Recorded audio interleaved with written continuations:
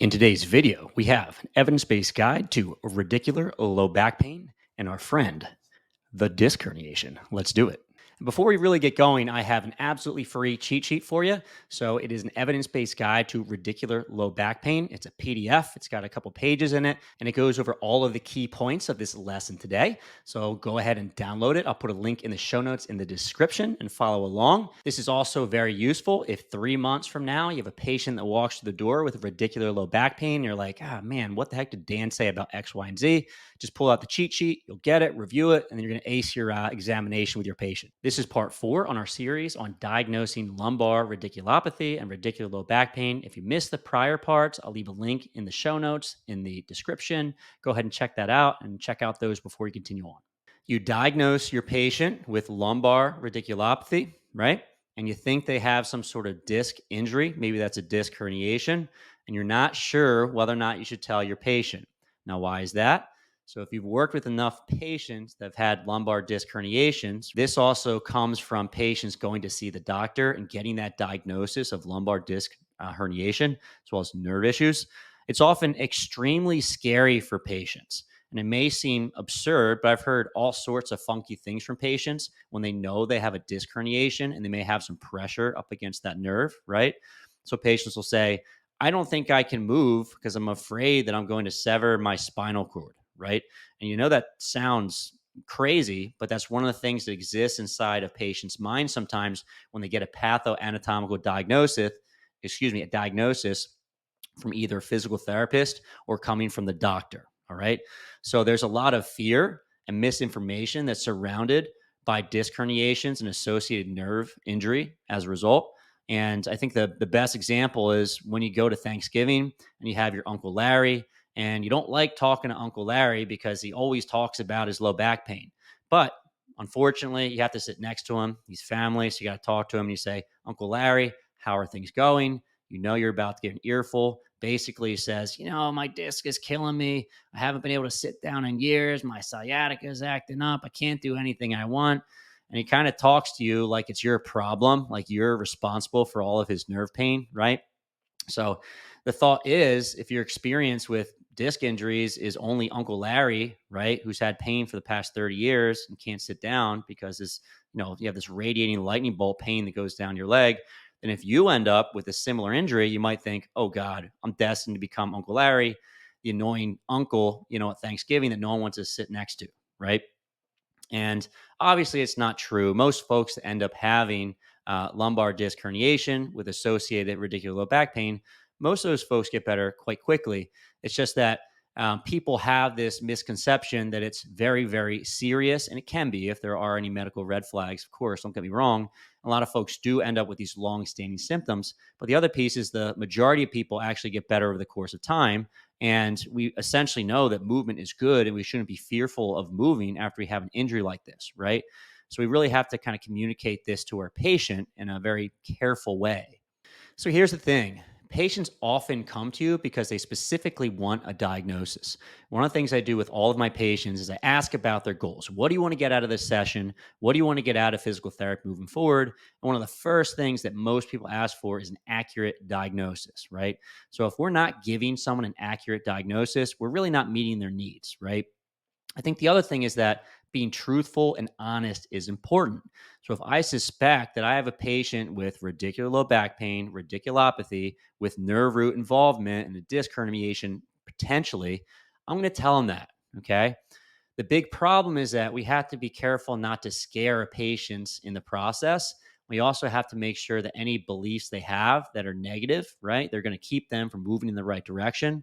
So one of the thoughts is that once you have this nerve-related pain, it's going to get worse if I find myself in a position I may sever my spine, right? Or if I can't move because I'm going to cause more damage.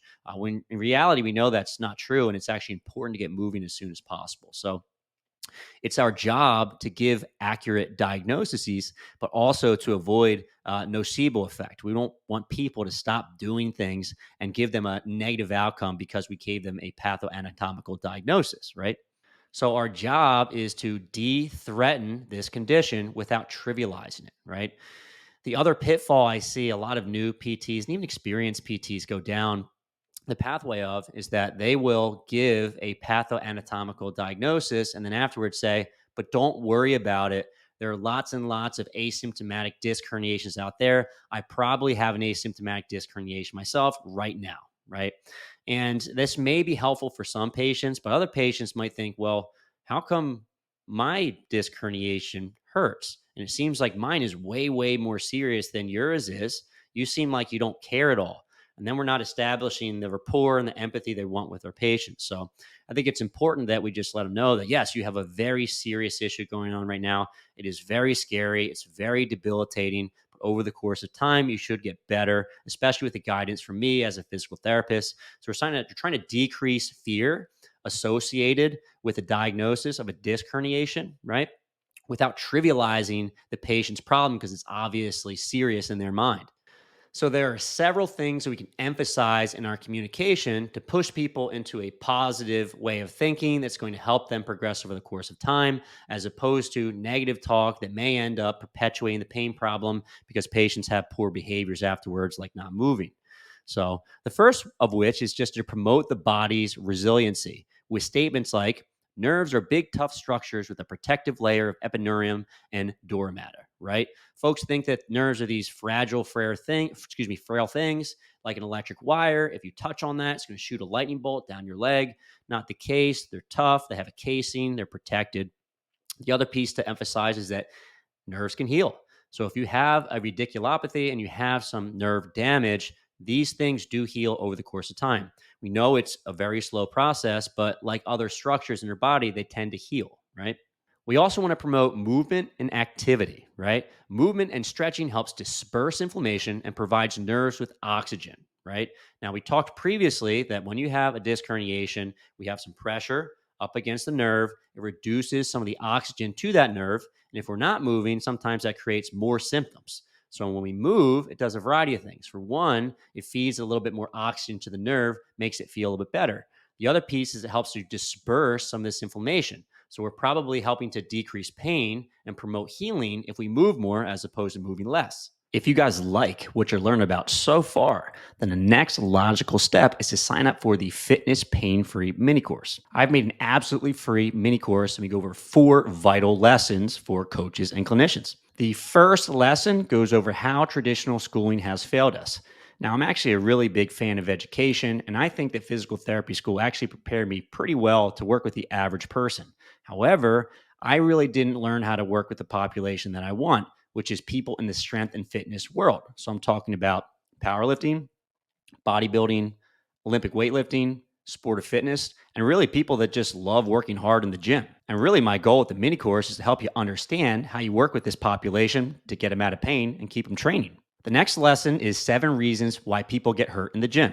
So it's vitally important they understand the injury mechanisms or why people get hurt in the gym. If we don't understand why folks are getting hurt in the gym, it's going to be very hard to rehabilitate those folks because let's say we do get them better, they go right back in the gym and get hurt in the same exact way they hurt before.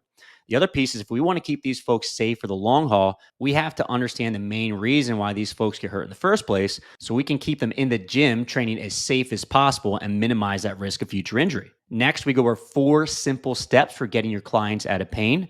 Now, rehab can be very complicated. There's a lot of systems out there that make it very challenging to figure out how to work with your patients. However, it really doesn't have to be that complicated. So I go over 4 easy steps you can follow to get your patients out of pain and back in the gym where they belong. Lesson number 4 is how to build the career of your dreams and earn the respect of your community. Let's face it, the reason why you take these educational courses is obviously so you can learn a little bit more, but really the deep-seated reason is because you want to have the respect of your community. You want your clients to come in, work with you and say, wow, Joe was great. He did a phenomenal job with me.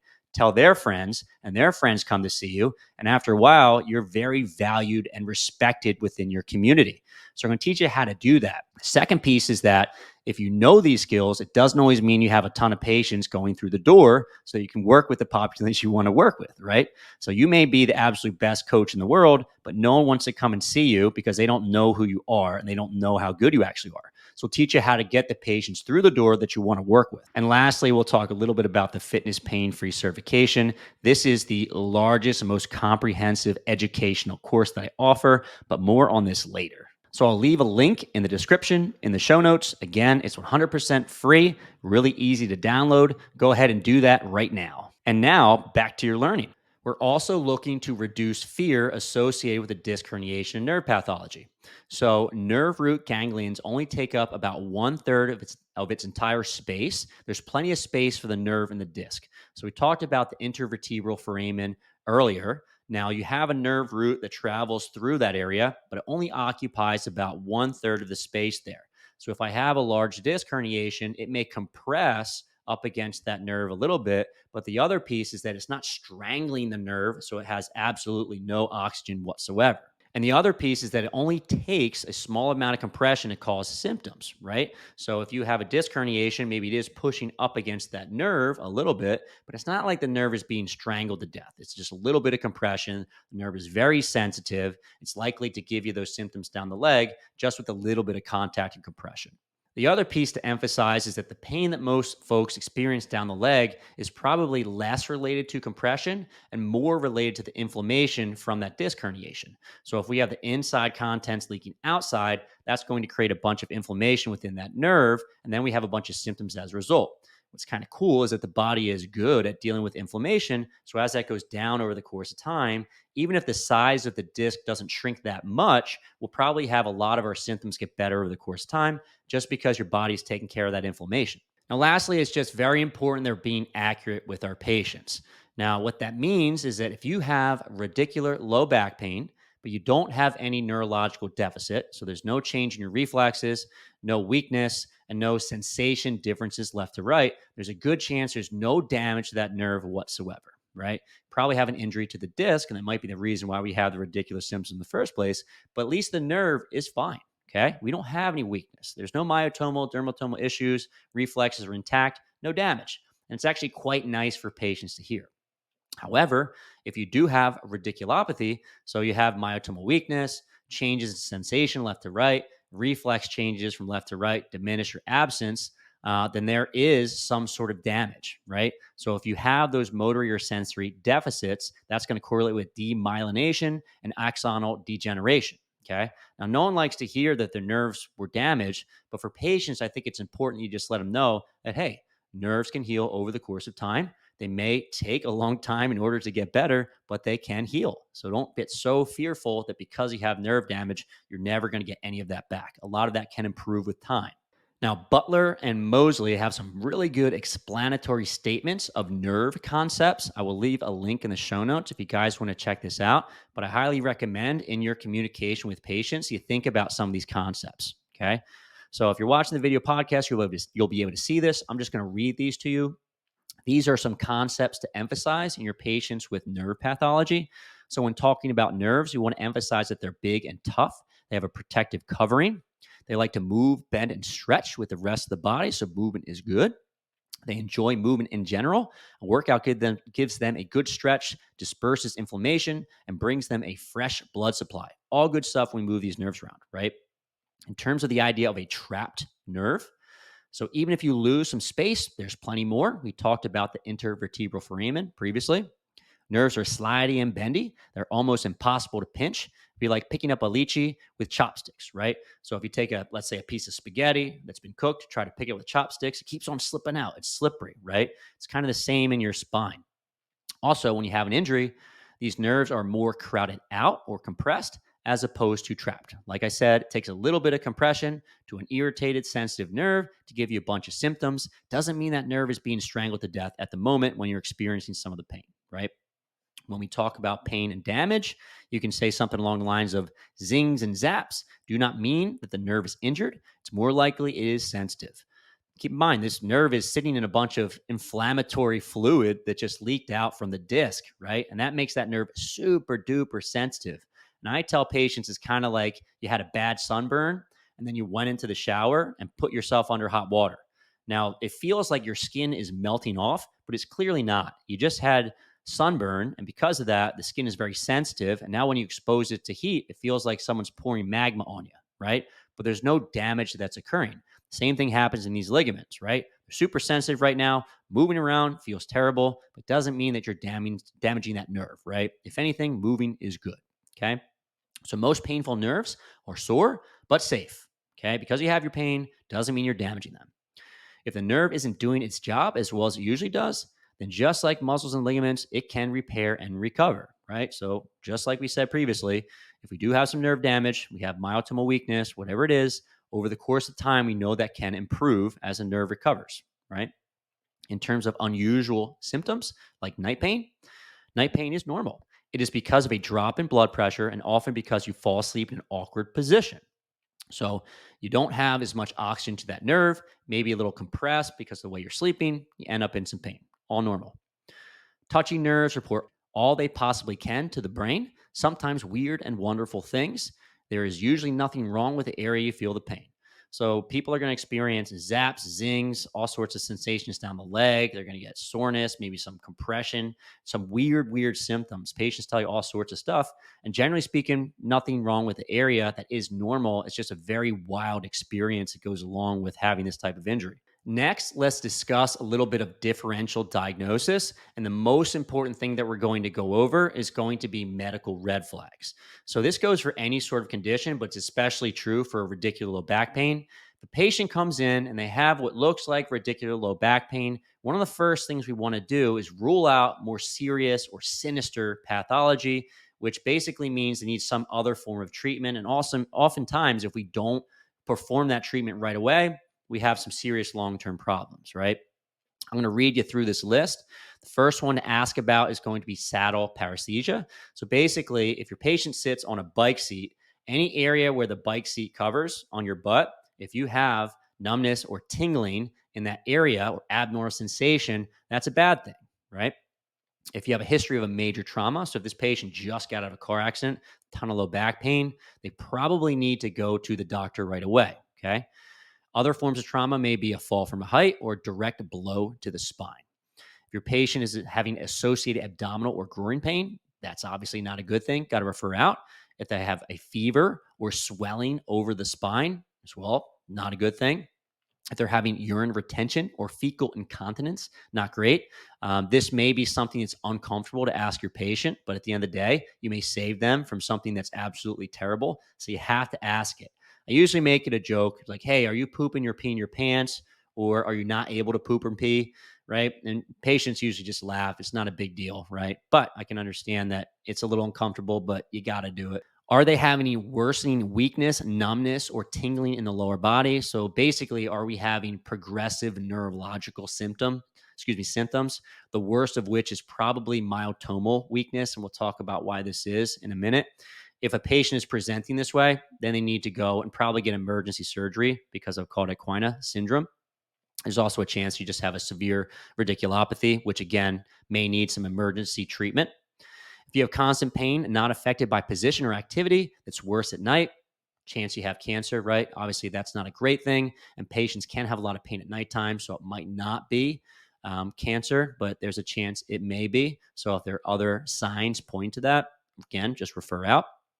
If you have a history of cancer, which is a big one that I often have in the back of my mind. So if a patient comes in with low back pain, radicular low back pain, and they have a history of cancer and things are not getting better over the course of time, I will refer to the doctor just because I want to make sure it's not some sort of metastases or something to the spine.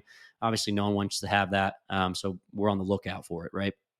If your patient is having unexplained weight loss, that's another red flag. Go ahead and refer out, right? The other piece too is that if we're having symptoms of cauda equina, that requires emergency surgery. So these patients oftentimes need to go right to the emergency room if you're experiencing this. If you say go call your doctor, it might be a little bit late, right? So they need to just be referred right away to the correct location, emergency room for a lot of these, just to make sure they're getting the care they need. We shouldn't be continuing on with physical therapy if these signs and symptoms are present, right? Another medical red flag is simply just not hitting that like button or subscribing to the channel. This is a condition that requires emergency surgery, so hit that like button so you can avoid that. So now that you have some evidence-based information about radicular low back pain, you still need to know how to treat these folks. Well, I have a case study for you where I break down a patient with radicular low back pain, show the exact treatments that I use, and show exactly how he got back to weight training over the course of time. I'm going to leave a link up here. You should go ahead and click on that and continue with the learning. Lastly, I just want to say thank you so much for your support. You truly allow me to do what I love for a living. If you're watching this on YouTube, please hit that thumbs up button. If you leave a comment, it helps the algorithm. I'd also love to know your thoughts on this presentation today. Please subscribe to the channel, it helps me out tremendously. If you're listening to the podcast version of this, please consider leaving me a positive review. Again, it helps tremendously. If you want to see more content like this in the future, we got to make sure we grow this over the course of time, right? And lastly, if you want to support me even further, consider subscribing to Fitness Pain Free Insiders. This is going to be my premium subscription membership to Fitness Pain Free, where all my best content updated monthly lives. So head to fitnesspainfree.com, click on the programs link, click on Fitness Pain Free Insiders online library, just $1 for a week trial. I'll also leave a link in the show notes in the description. All right, go ahead and check it out. And lastly, I have all of my references, and it's a god awful amount of references. And I know you can't read any of this. So if you really want to check out the references that I used, I recommend checking out the show notes, link in description, and you can see all the references that I used. And if you like them and you want to comment on them, leave a comment.